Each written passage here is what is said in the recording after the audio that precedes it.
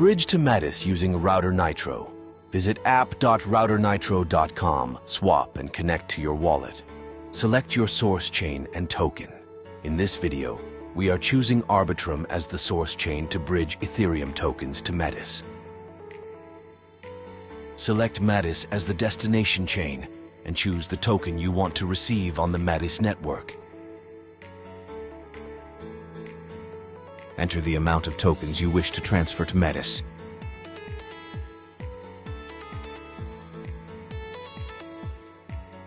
Click Continue. Click Transfer and confirm the transaction in your wallet. Wait for your token to be sent to Metis network. You can also verify the status of your transaction on Router Nitro Explorer. Congratulations, now you just bridged to Metis using Router Nitro.